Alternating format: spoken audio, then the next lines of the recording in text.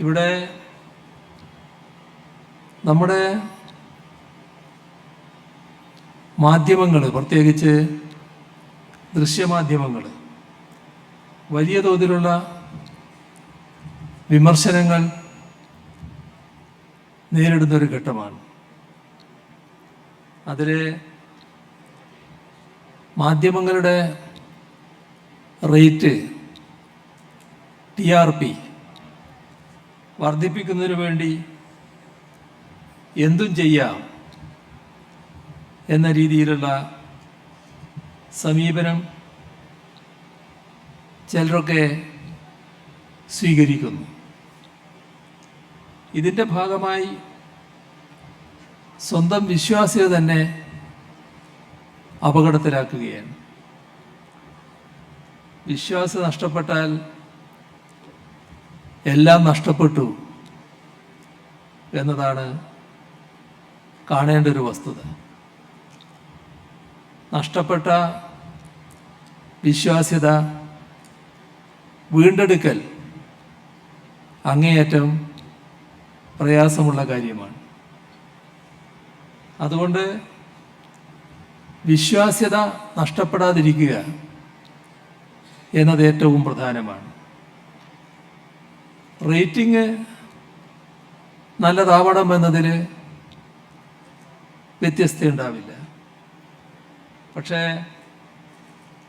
ആ റേറ്റിംഗ് നല്ലതാവാനുള്ള ശ്രമങ്ങൾ വിശ്വാസ്യതയെ ബലികഴിക്കുന്ന വിധത്തിൽ ആകാൻ പാടില്ല.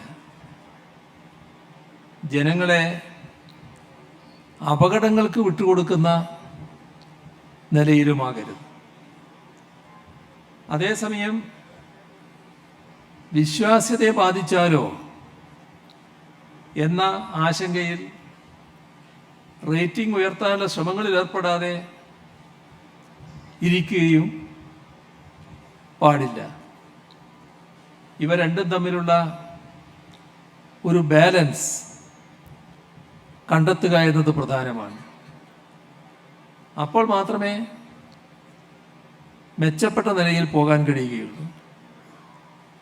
സ്വയം മെച്ചപ്പെട്ടുകൊണ്ടല്ലാതെ സ്ഥായിയായി മുന്നോട്ട് പോകാൻ കഴിയില്ല. ന്യൂസിന് പകരം വ്യൂസിനെ ന്യൂസായി അവതരിപ്പിക്കുന്നതും കൃത്യമായ ഹോംവർക്കില്ലാതെ എല്ലാ വശങ്ങളും പരിശോധിക്കാതെ വാർത്താവതരണം നടത്തുന്നതും സാമ്പത്തിക രാഷ്ട്രീയ ലാഭം മുൻനിർത്തി വസ്തുതകളെ വളച്ചൊടിക്കുന്നതും സ്വാർത്ഥ താല്പര്യങ്ങൾ മുൻനിർത്തി വ്യക്തികൾക്കും പ്രസ്ഥാനങ്ങൾക്കുമെതിരെ ക്യാമ്പയിനുകൾ നടത്തുന്നതും വ്യക്തമായ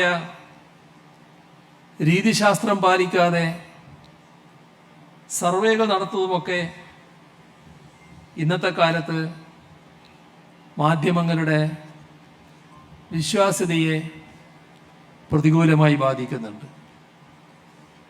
ഇത്തരം പ്രവണതകളും ശീലങ്ങളുമെല്ലാം അതിൻ്റെ ഭാഗമായുള്ള അപജയങ്ങൾ നമ്മുടെ രാജ്യത്തെ മാധ്യമങ്ങളിൽ കണ്ടുകൊണ്ടിരിക്കുന്നവരുമാണ് നമ്മളെല്ലാവരും.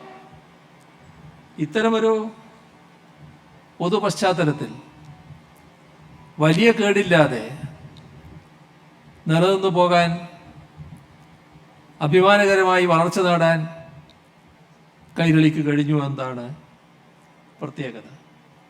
അപ്പോൾ കൈരളിയുടെ വ്യക്തിത്വം, കൈരളി ഉയർത്തിപ്പിടിക്കുന്ന മൂല്യങ്ങൾ, ഇതൊന്നും കളഞ്ഞു കുളിക്കാതെ പ്രവർത്തിക്കാൻ കഴിഞ്ഞതുകൊണ്ടാണ് കൈരളിക്ക് നല്ല രീതിയിൽ മുന്നോട്ട് പോകാൻ കഴിയുന്നത്.